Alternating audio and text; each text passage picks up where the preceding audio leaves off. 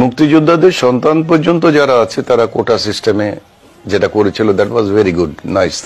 কিন্তু একটা দেশের আজকে 52-53 বছর বয়স হয়ে গেছে, স্বাধীন হয়েছি, তো সেই সময় যদি একটা ছেলের বয়স থাকে 12 বছর বা 14 বছর, ধরে নিলাম 12 বছরে সে একটা রাইফেল তুলতে পারে, বিতর্কেও যেতে চাই না।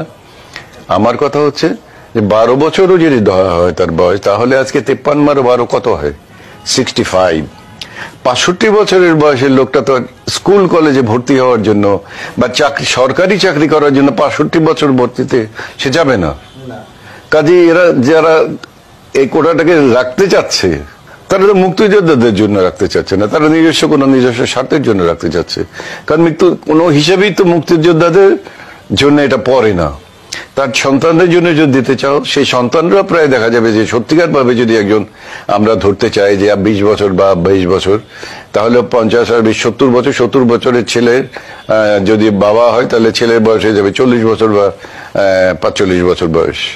সেও এখন কলেজে যাওয়ার জন্য বা সরকারি চাকরি করার জন্য সে যাবে না, কারণ তার তো বয়স থাকবে না, সেটা যাবে না। তাহলে এই কোটাটা কাদের জন্য থাকছে? সো এই কোটা ফর ফ্রিডম ফাইটার্স, এবং যেটা ফ্রিডম ফাইটারদের সম্মান করার জন্য এবং তাদের ছেলেদেরকে, সে ছেলে মেয়ে সবাইকে দেওয়ার জন্য কোটাটা দেওয়া হয়েছে। সে কোটাটা তো এখন থাকার কোনো জাস্টিফিকেশন নেই। যারা রাখতে চাচ্ছে তারা কেন রাখতে চাচ্ছে, দ্যাট আই ডোন্ট আন্ডারস্ট্যান্ড।